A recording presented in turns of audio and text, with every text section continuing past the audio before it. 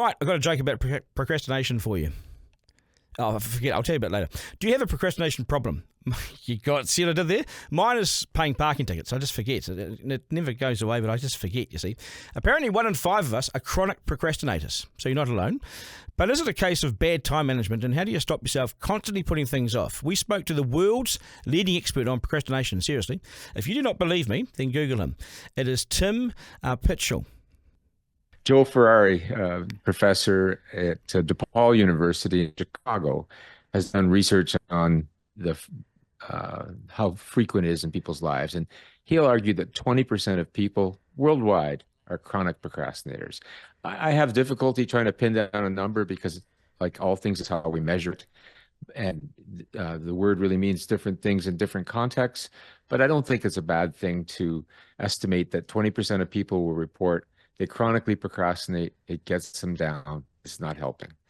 Yeah, I wonder what is procrastination, because the new All Black captain, this is our national team, the All Blacks, and he was offered the job of being the captain of the national rugby team here in New Zealand. He took 3 weeks to say yes. Now, he went to get advice because it's a big job, and you're high profile and a lot of scrutiny. So he took 3 weeks to say yes to the coach. Now, is that procrastination, or is that just being smart? Well, that's just it. And we might even call that sagacious delay, sagacious being to be smart. But, there's many forms of delay. There's purposeful delay. There's inevitable delay. We just had inevitable delay before we started this interview. Things weren't working. That's inevitable when we're working like we are across the world.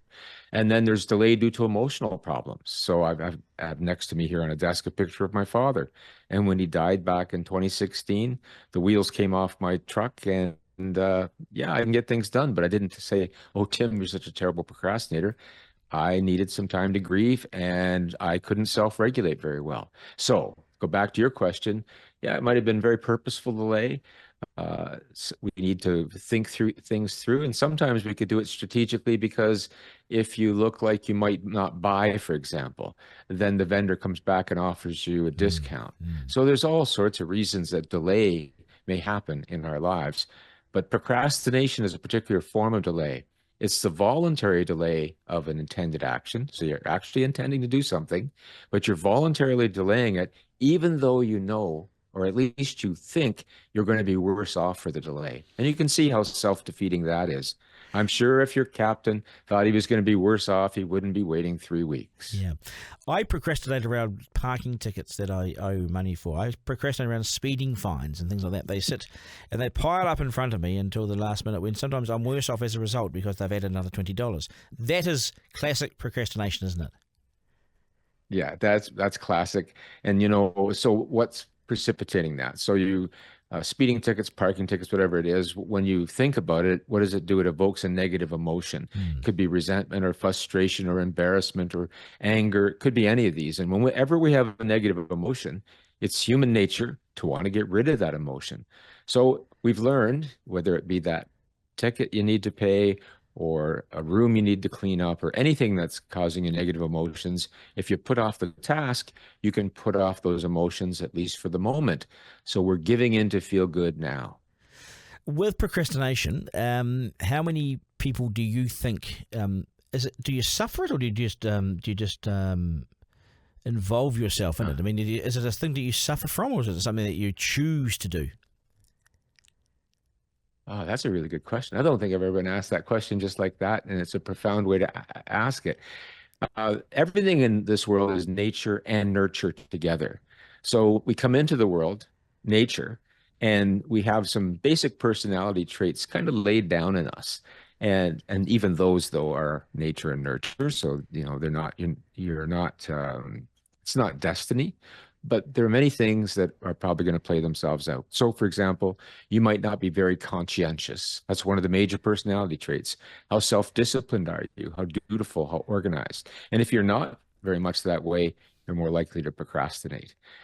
There's other traits too, like neuroticism, which is emotional stability. If you're not very emotionally stable, if you're prone to worry and depression, you're more likely to procrastinate. It's not a disease, it's a coping style. And so some of us are prone to cope this way because of traits, we might say, and then we can learn. That's the nurture side of it. We learn very early in life that, gee, this procrastination can pay off, right? I can put things off and I feel better, at least in the short term. And I'm aware of, I covered politics for a long time in Wellington, in our capital city, and I would see one particular politician procrastinate on things because he wanted to see if there was a better offer throughout the day. Or if he had all the available information when he made his statement. Winston Peters is his name. And so he waits all day, sometimes halfway through the night, before he puts out a statement or makes his decision, because he wants to have the best available information, plus he might be a bit dishevelled and disorganised, and he waits. So he's one of those guys that waits, and I think it's worked for him, you know. Mm-hmm. Well, yeah, that's a strategic delay. I remember years ago, I was asked in relation to that in terms of the White House, things going on in the White House. Is this procrastination? I'd say, no, I think it's really strategic delay.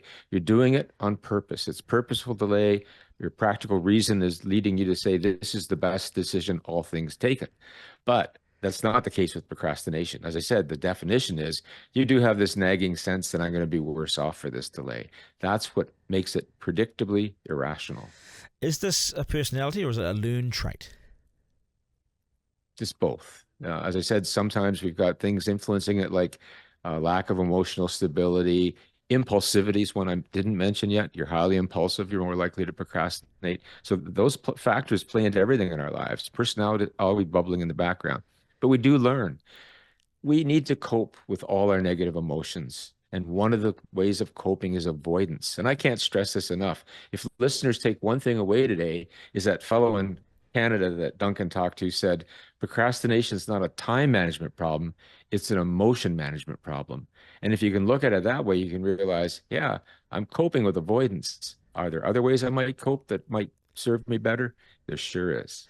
Yeah, this is the motivation followed by action, isn't it? So if you can just take baby steps, is this the way around your procrastination? Yeah, and I would say, everyone kind of gets that idea of baby steps, but I have to ask myself something very simple. What's the next action? What's the next action I would take on this if I was going to do it? And I'll even say to myself, because I'm not, I don't want to put myself in a corner, but what would be the next action? Keep that action as tiny as possible, that lowest, as you say, baby step. So I have to answer that gnarly email. Okay, my next action is just open my laptop and skim through the email again. I can do that. I haven't said I'm going to answer it. Okay, what's the next action? I just need to hit reply and type a few lines. And you see, after a couple of those, you realize I'm doing it. It's when we don't take that step, that baby step, as you call it. And for me, that mantra is, what's the next action?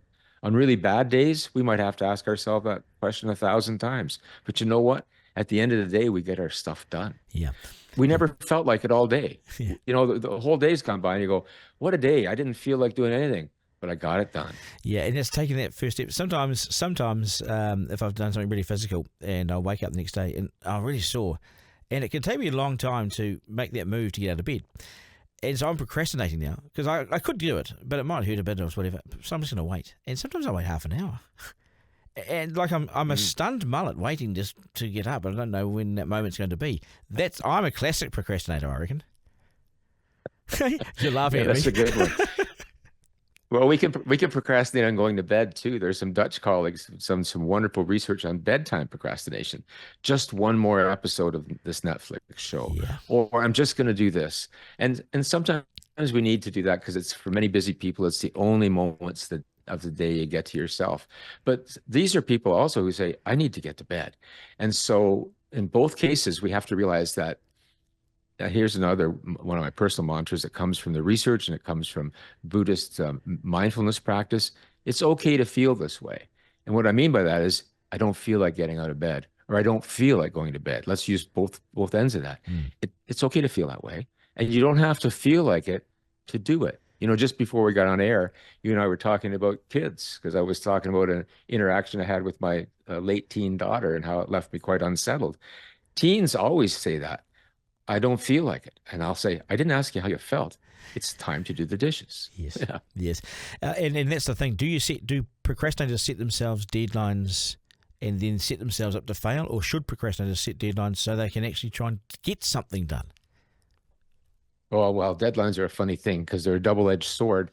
If you give someone a very distant deadline with not a lot of with a Yeah. lot of autonomy, no, then that's just a recipe for procrastination. There's a wonderful poem. He had a year to do it in, and as the poem goes through, of course, he doesn't do anything. The last 6 months really flew by. But on the flip side of it, no Yes. one likes to be over controlled either, right? And so you have to find that sweet spot. Some people say, oh, I set the deadline a few days early and I work towards that. But other people would say, I could never do that because I know I'm lying to myself. Yeah. And most people recognize that as well. But you know what? It's different strokes for different folks. You have to find how you're going to leverage your own self-control because we all have some self-control. It's that we don't apply it in some parts of our lives. So then we have to look back and say, well, how am I going to leverage that? And here's an example. Let's say I don't like to go to the gym, but I promised Duncan I'd meet him at the gym. I know about my own personality. I'd never let another person down. Yeah. So I'm at the gym, even though I wouldn't go on my own. Yeah, because you don't want to let them down. Hey, great chat. I've got something out of this. And I really appreciate your time. Good. Take care. Duncan. Yeah, it's nice to meet you. Take care. Yeah, all the best. Garner.